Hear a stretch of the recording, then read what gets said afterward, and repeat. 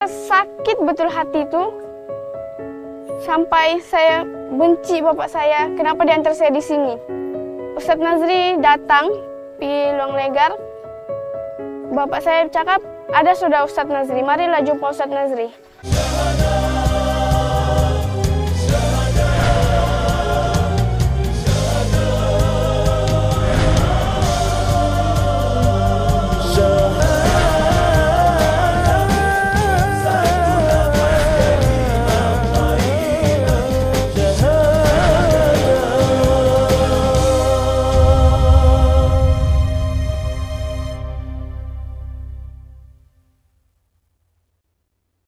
Saya adalah antara individu yang sangat-sangat membenci dengan Islam. Kita tidak tahu di mana kebaikan yang mereka itu semuanya memberi gambaran yang tidak baik secara pandangan mata kasar.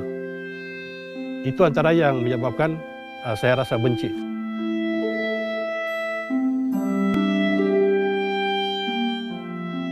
Nama saya Muhammad Nazri bin Abdullah. Nama aslinya Libon bin Botong. Libon bin Botong ini adalah pemberian daripada ibu bapa saya.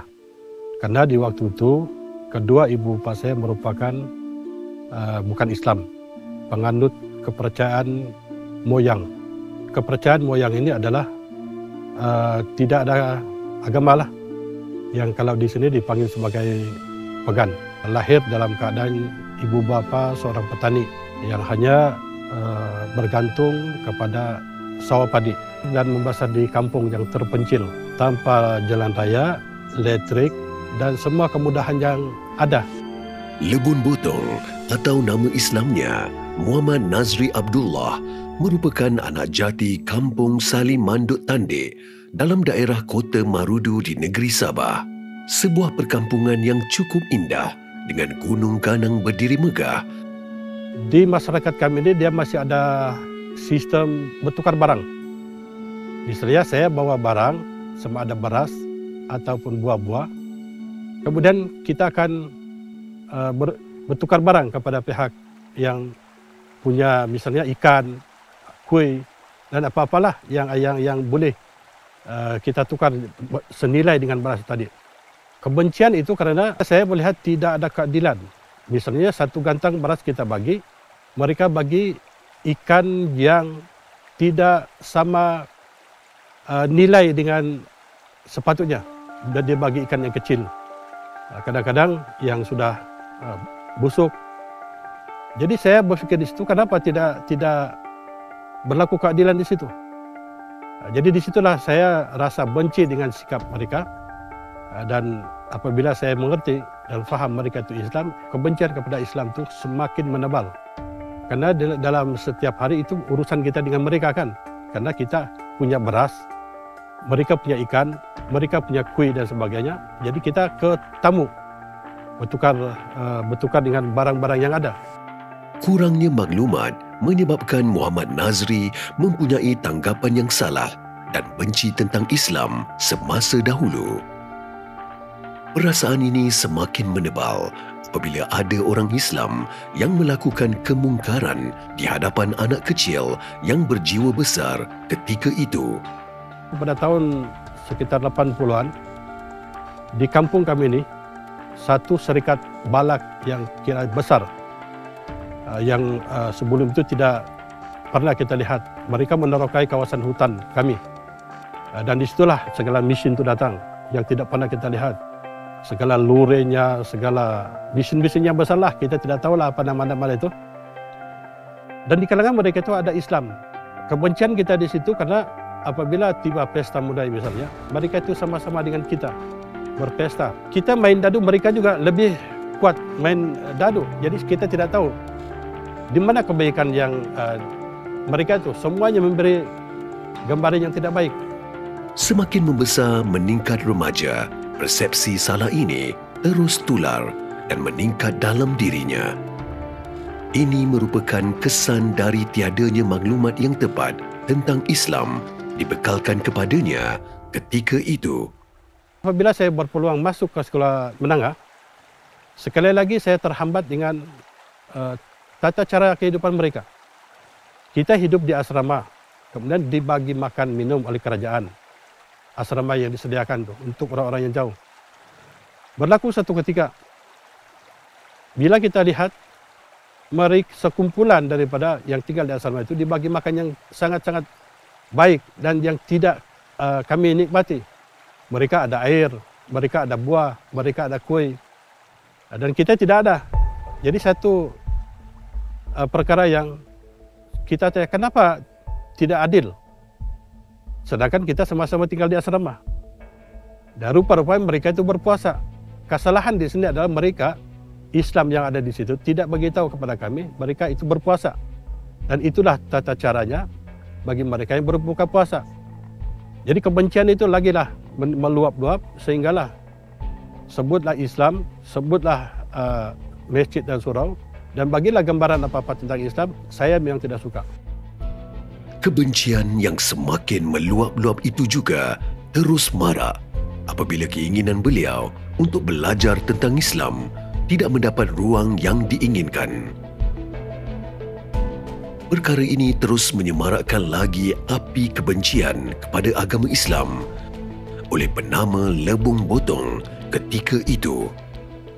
Dan yang terakhir kita rasa sangat benci itu karena di sekolah menengah dulu dia memang ada mata pelajaran Islam, ilmu pengetahuan Islam. Jadi ustaz yang mengajar itu dia lebih awal, yang bukan Islam katanya boleh keluar, jadi kita keluar. Jadi kebencian kita tadi, kita ada niat untuk dengar apa itu Islam dalam bentuk pembelajaran, tapi kita disarankan untuk keluar. Jadi kita merasa di situ yang itu tidak adil kepada kami. Namun, Lebong Botong tidak pernah patah semangat untuk mendapatkan maklumat yang lebih jelas tentang Islam. Ruang ilmu yang diperolehi ini merubah terus pandangannya kepada Islam. Sudah saya belajar tentang Islam itu sebenarnya, maka di situ saya dapat jawaban. Itu bukan perbuatan Islam, tapi itu lebih kepada sikap pribadi. Apabila di musim Ramadan, ketika saya bangun di waktu pagi itu, saya melihat seluruh alam yang ada di keliling saya ini. Baik anginnya, baik bunyi burungnya, baik daun yang bergoyang. Seolah-olah saya faham dan mereka faham dengan saya. Cuma saya tidak dapat menzahirkan bahasa mereka itu. Tapi saya cukup merasa nikmat. Kedamaian itu saya rasa situ. Bila mana tersentuh kulit saya dengan cahaya, saya rasa nikmat. Dan satu timbul dalam hati saya mau Islam. Saya mesti Islam. Jadi saya bertahan waktu itu. Karena saya masih lagi dibayang dengan kebencian. Tapi oleh kerana hari demi hari, suara dalam untuk menyatakan saya mau Islam, maka saya jumpa warden kepada asrama kami. Dia tidak percaya dengan apa yang saya ungkapkan karena dia tahu saya adalah sebahagian daripada pemberontak yang ada di dalam asrama. Akhirnya saya telah bersyahadah di musim Ramadan.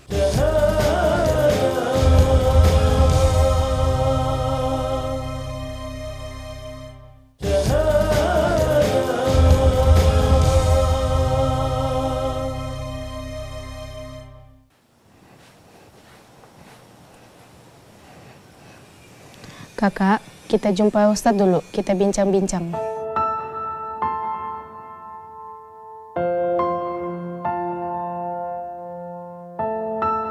Saya Puan Mawar, dan saya ingin berjumpa dengan Ustadz dekat Perkasa Hotel Mat Kinabalu. InsyaAllah. Kakak, ini untuk kebaikan kakak juga.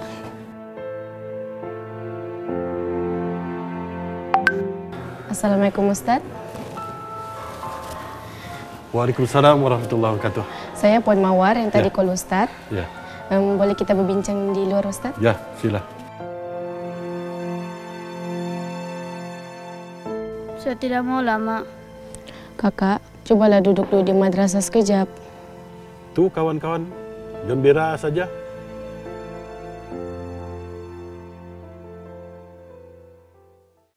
Bapak saya yang antar di sini setelah mama saya meninggal. Dari kubur mama saya, bapak saya ambil di rumah. Terus tuh bapak saya bilang mau pergi bercuti ke Kundasang.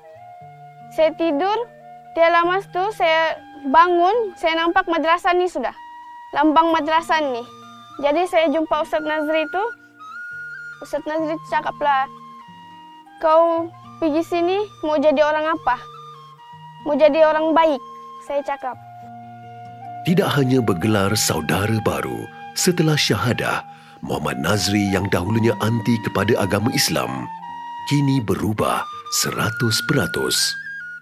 Selepas kahwin, Ustadz Nazri khidmat dengan seorang pendakwa, masuk ke pedalaman Sabah, keluar masuk ke pelosok kampung itu untuk jumpa orang-orang kampung, sebarkan syiar Islam itu. Meneruskan dakwah itu dengan membuka tempat ini. Banyak pertanyaan kita dapat daripada mereka-mereka di pedalaman. Mau belajar Islam, tapi kami tidak tahu di mana. Maka kita wujudkanlah. Membawa nama madrasah Rumah Transrit Mu'alaf Sabah atau MRTMS, Muhammad Nazri membawa syiar Islam melalui pendidikan. Di bawah pemantauan pihak berwajib, usaha ini menampakkan hasil yang positif kepada saudara-saudara baru di negeri Sabah ini. Ibu bapa dalam masuk Islam berbanding dengan saya. Setahun kemudian tuh baru saya masuk Islam. Saya peluk agama Islam ini dengan kemauan sendiri. Lagipun keluarga memasyurkan saya untuk memeluk Islam lah. Cabaran saya sebagai seorang Muslim adalah saya rasa saya ingin memeluk agama saya yang lama. Ada yang beberapa keluarga berkata, kau ini masuk Islam tapi kau tidak tahu apa-apa pasal agama Islam. Jadi saya rasa lebih baik saya kembali kepada agama saya yang lama. Hari ini kita masak apa? Hari ini kita masak ayam kan. Bapak hantar saya ke sini sebab Bapak ingin saya memperbaiki akhlak saya. Bapak ingin saya mempelajari ilmu agama Islam. Bismillahirrahmanirrahim. Ustazah, Ya, buat apa situ? saya menghafal di sungai. Biasa menghafal di sini tenang. Oh, menghafal di sungai. Ya. Saya masuk Islam tahun 2008. Ketika umur saya 8 tahun. Yang sarankan saya pergi ke sini tuh makcik saya sendiri. Jadi lepas itu saya pun bertekadlah ke sini. Jadi mendaftar sebagai seorang pelajar. Bukan hanya saudara baru, malahan terdapat juga mereka yang beragama Islam mendaftar di madrasah ini untuk mendapatkan ilmu. Peluang pembelajaran ini tidak dilepaskan oleh mereka yang inginkan waris mereka celik tentang Islam. Ustaz Faiz, banyak kan barang-barang pembinaan sini? Ya, Ustaz Fadil, banyak barang-barang ini. Barang-barang ini daripada 2013 lagi. Asalnya khusus untuk yang mu'alaf saja. Tapi oleh karena ada keluarga pelajar ini, dia hantar anak di sini yang pada asalnya dia adalah orang Islam asal. Ustaz Nazri pun tidak boleh tolaklah sebab dia sudah datang di sini kan. Kebetulan juga orang yang Islam asalnya juga pun belum ada asas agama juga. Wah, kamu cuci baju lah. Iya, cuci baju. Bagus kan kita di sini tenang, boleh menghafal Quran, boleh baca Quran. Ya, alhamdulillah. Wah, bapak saya mualaf. Dia ajar agama pun kurang sebab dia baru masuk Islam kan. Saya berhenti sekolah tingkatan 3. Saya tidak sekolah tuh sebab tidak minat belajar. Bebas di dunia luar. Assalamualaikum. Waalaikumsalam. Bagaimana kehidupan di sini? Saya rindu keluarga saya di luar, rindu macam dulu. Sabar ya, baru kan 2 bulan. Jasa madrasah ini amat besar kepada penduduk negeri Sabah. Madrasah ini turut menerima pelajar yang mempunyai masalah sosial untuk dibimbing mendalami ajaran Islam.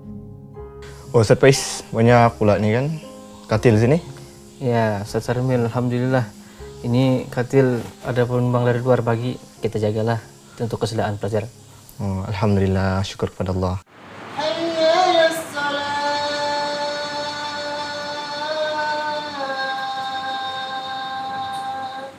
Mau bunuh diri. Lompat tuh ke rumah nenek ada 2 tingkat. Saya lompat tuh dari atas sampai bawah. Saya Saya takut kan. Daripada latar belakang yang memang sangat teruk lah dari segi dia punya sosial dia. Pas tuh hantar dekat sini, dia belajar asas. Nah, alhamdulillah sekarang ini dia sudah mulai pandai baca kitab. Pas tuh dia sudah stop kegiatan-kegiatan dia yang dulu.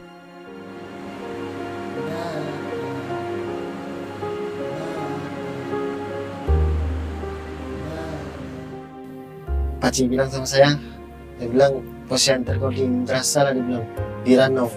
Kalau saya tengok kau ni rusak pun sudah. Saya tidak mau tengok kau rusak di macam orang yang lain. Sebelum dia masuk di sini dia hampir gila. Dia bercakap-cakap sendiri, tengok pokok, bercakap dengan pokok sendiri.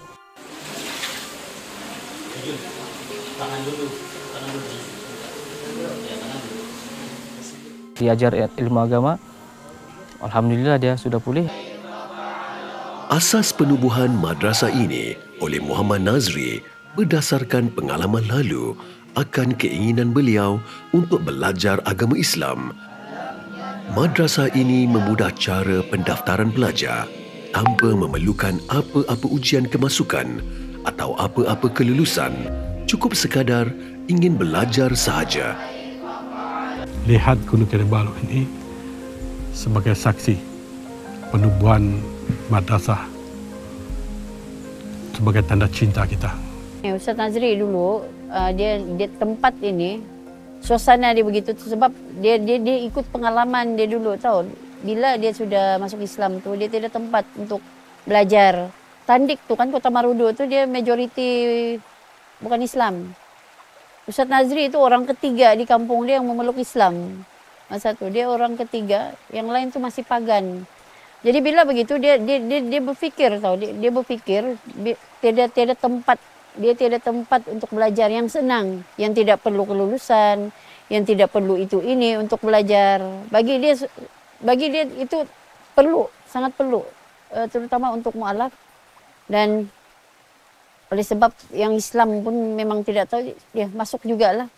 Ada yang malu juga mau bagaimana-mana kan, itu masuk semua. Sekarang ini alhamdulillah madrasah yang ada ini hasil daripada suara-suara daripada orang-orang kampung yang beri kekuatan kepada kita. Bukan karena ilmu kita tidaklah banyak sangat. Cukup bagi kita kalau mereka itu tahu solat, tahu halal dan haram, tahu tentang apa yang dikatakan ambil wudu dan sebagainya. Bagi saya, karena saya melihat apa yang berlaku kepada saya.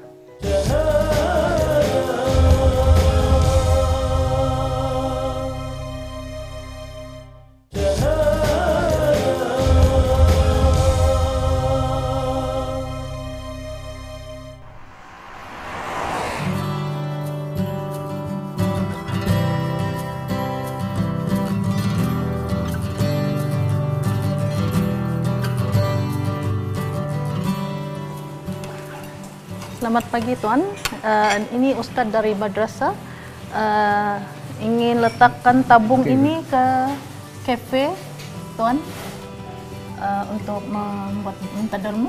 Okey, boleh. Kita ada tabung simpan di premis-premis niaga seluruh Sabah. Saya ingat di Keke, Keningau, Kota Marudu, dan baru-baru ini sudah sampai ke Tawau. Di sini kita tidak mengambil sebarang yuran kepada pelajar kita secara percuma. Semuanya kita tanggung. Usaha kita itu adalah kita alhamdulillah dapat kelulusan daripada Jabatan Agama untuk mengutip sumbangan-sumbangan ini secara awam. Saudara baru di pedalaman ini tidak akan mampu.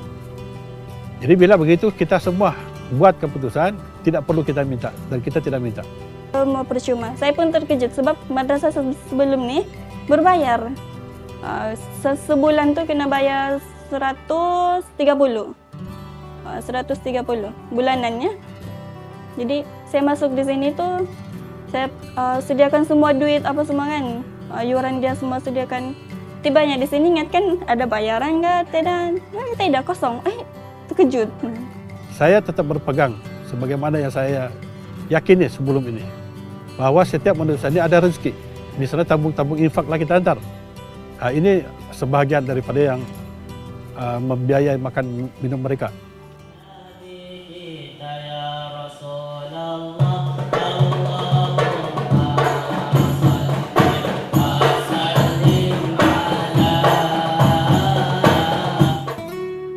pun telah membina pusat ilmu yang banyak berjasa serta membantu kepada ramai saudara baru serta orang Islam di Sabah. Muhammad Nazri bersama isteri tidak pernah merasa bahawa pusat ini hak milik warisan keturunan mereka, malahan meletakkan harapan kepada pelajar-pelajar di sini. Saya cuma meletakkan satu cita-cita. Kalau saya mati nanti akan diteruskan oleh pelajar-pelajar yang pernah belajar sini. Yang meneruskan tempat ini, kita dalam perbincangan kami tiada anak-anak itu apa semua tiada. Dia tempat ni, dia bukan warisan untuk anak. Dia siapa yang ada jiwa begitu boleh teruskan. Agama Islam ini bukan saya punya. Bukan juga diturunkan oleh ibu bapa saya. Melainkan ini agama Allah punya. Dan saya yakin Allah akan datangkan lebih baik lagi apa yang ke depan ini. Seperti memahami hasrat Muhammad Nazri, pelajar-pelajar di sini turut menyimpan cita-cita murni meneruskan legasi keilmuan di sini. Sesungguhnya mereka ini tekad meneruskan cahaya keislaman di bumi Sabah. Ingin menjadi tenaga pelajar dekat sini, disokong oleh berbagai lapisan masyarakat Islam. Alam tara kaifa fa'ala rabbuka bi ashabil fil. Bi ashabil fil. Ha panjang 2 harakat. Oh, okey Ustazah, makasih. Sama-sama. Membalas jasa baik madrasah ni kena khidmat, mengajarkan, bantu.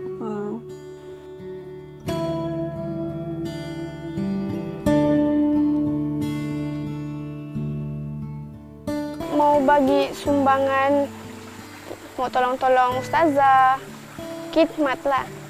Ramai pelajar di sini mendapat hasil yang baik, kesan dari mendaftar di madrasah yang diusahakan oleh Muhammad Nazri ini. Di sini saya dapat baca Quran dengan bertajwid, belajar fardu ain. Saya yang di luar sana tuh, kalau mau berubah, pergi masuklah sekolah agama, madrasah kah, sekolah agama mana-mana lah, sekolah pondok kah. Saya cuma adakan jadual dan mewujudkan tempat ini. Selebihnya ini urusan Allah. Muhammad Nazri juga terus mendapat sokongan positif dari mereka-mereka yang berada di sekelilingnya untuk terus gigih memperjuangkan keilmuan Islam. Saya harap mudah-mudahan Allah Ta'ala bagi dia kekuatan lah untuk meneruskan lagi ini perjuangan mualaf dan juga meneruskan perjuangan institusi pendidikan di bumi Sabah ni lah. Ya, mudah-mudahan Allah bagi dia kekuatan, kesehatan, segala jenis kebaikan lah untuk teruskan ni.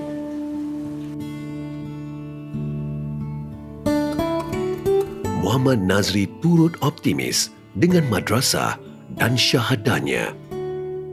Saya mengharapkan tempat ini satu masa nanti menjadi sebuah pusat pendidikan yang terbaik di negeri Sabah. Di akhir kata, Lebun Botong atau Muhammad Nazri Abdullah yang menganggap para penuntun sebagai rakan-rakannya dengan amanat yang berikut. Kalau mati sekitar Sabah ini, tanamkan saya di madrasah ini. Karena saya lebih dekat di sini dan kawan-kawan mungkin boleh ziarah kan.